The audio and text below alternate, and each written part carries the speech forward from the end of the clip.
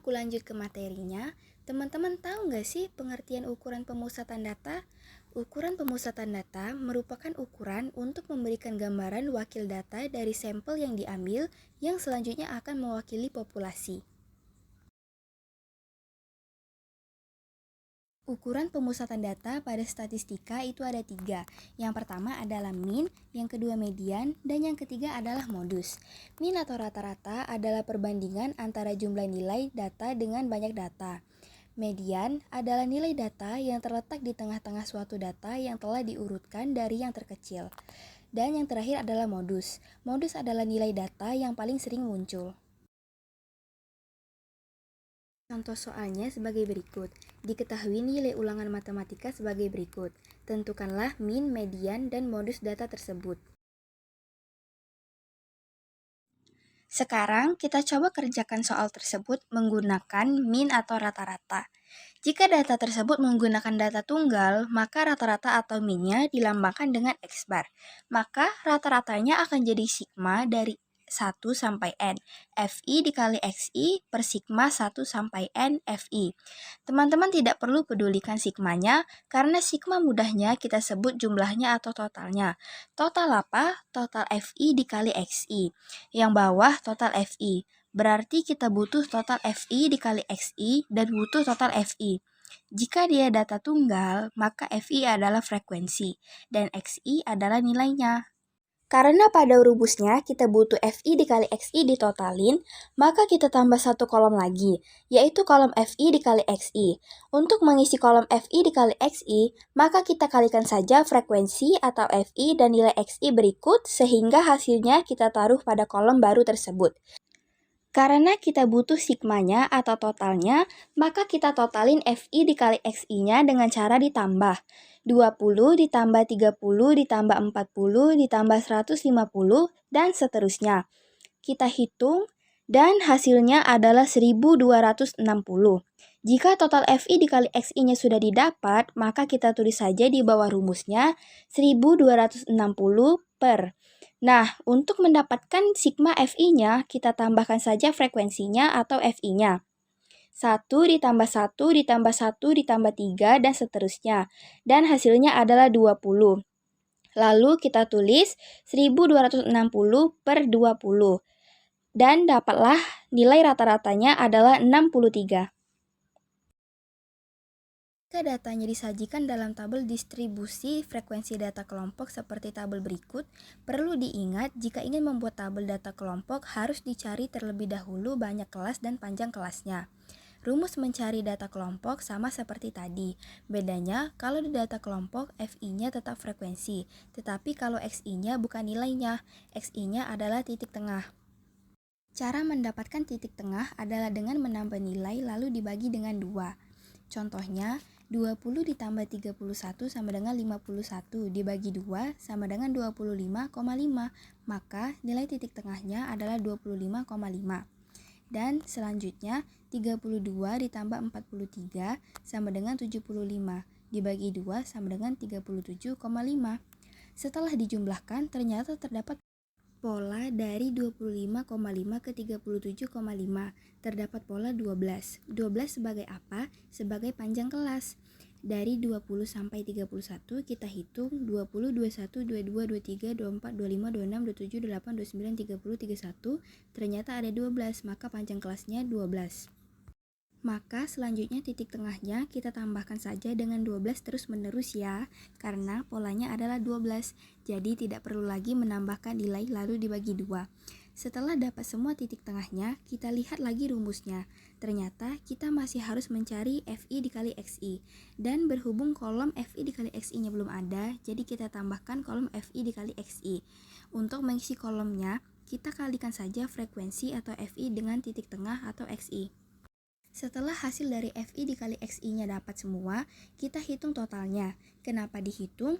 Karena pada rumusnya kita harus hitung total dari FI dikali XI seperti sebelumnya. Selanjutnya, kita harus menghitung total dari FI. Setelah itu, kita tulis di bawah rumusnya 1290 per 20. Maka hasil akhirnya menjadi 64,5. Jika dilihat hasil dari data tunggal dan data kelompok berbeda, tetapi tidak terpaut jauh ya teman-teman. Berikutnya mengenai median. Pada median juga terdapat data tunggal dan data kelompok. Pada median terdapat dua rumus, yaitu rumus data ganjil dan rumus data genap. Kita coba cari median untuk data pada tabel berikut. Sebelumnya jumlah banyak datanya ada 20, berarti datanya genap. Karena datanya genap, jadi kita pakai rumus data genap.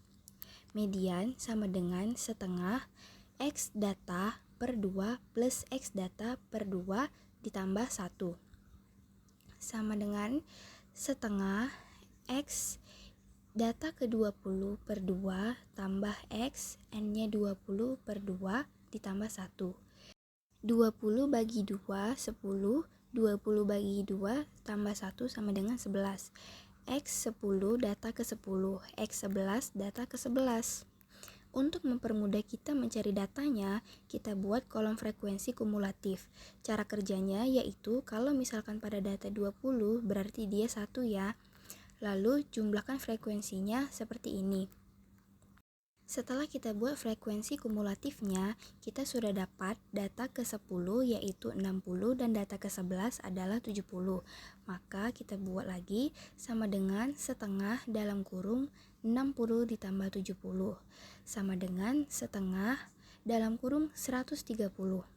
Maka hasilnya adalah 65. Kalau misal datanya ganjil, dia lebih mudah lagi. X-nya misalkan ganjil ya. Misal 13 ditambah 1 sama dengan 14. 14 dibagi 2 sama dengan 7. Berarti dia data ke-7. Data ke-7 berarti 60. Selanjutnya data kelompok. Pada rumus di atas, kita butuh frekuensi kumulatif sebelum kelas median. Maka kita tambah kolom frekuensi kumulatif sebelum kelas median. Cara mengisi kolomnya sama seperti tadi. Selanjutnya menentukan kelas median dengan rumus X data per 2. N-nya tadi sama dengan 20, dibagi 2 sama dengan 10, berarti data ke-10. Data ke-10 ada di kelas 56 sampai 67. Berarti inilah kelas median. Kalau misalkan ditanya tepi bawah, kalau tepi itu harus dikurangi. 56 dikurangi 0,5. Hasilnya adalah 55,5. Dapat dari mana? Dari tepi bawah kelas median. Kelas mediannya 56 sampai 67.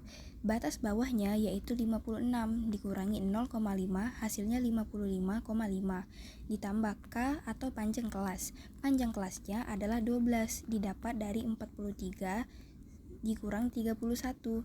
Jadi F besar yaitu frekuensi kumulatif sebelum kelas median. Kelas mediannya 56 sampai 67.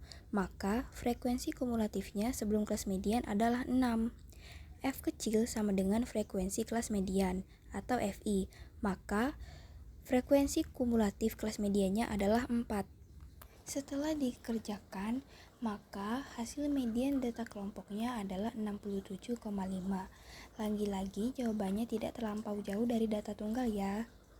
Selanjutnya modus. Kalau misalkan datanya tunggal, maka kita tinggal lihat frekuensi atau FI-nya saja yang paling besar yang mana. Di sini yang paling besar yaitu 4. Ada 460, 470, dan 480. Maka modusnya ada 3, yaitu 60, 70, dan 80. Selesai. Untuk data tunggal hanya seperti itu saja. Berikutnya, jika datanya data kelompok. Kelas modus adalah kelas yang FI-nya paling besar. Jika kita lihat pada data, maka kelas modusnya adalah 80 sampai 91 karena FI-nya paling besar yaitu 6. Jadi, langsung kita masukkan saja ke rumusnya. Yang kelasnya tetap 12. D1-nya selisih frekuensi kelas modus dengan kelas sebelumnya. Maka selisih dari 6 ke 4 adalah 2. Jadi, D1 sama dengan 2. D2-nya yaitu selisih frekuensi kelas modus dengan kelas sesudahnya, sedangkan sesudah 6 tidak ada. Maka kita anggap 0 di bawah 6. Maka 6 dengan 0 selisihnya 6. Maka D2 sama dengan 6 karena sudah terisi semua rumusnya. Maka kita kerjakan yang di dalam kurung terlebih dahulu.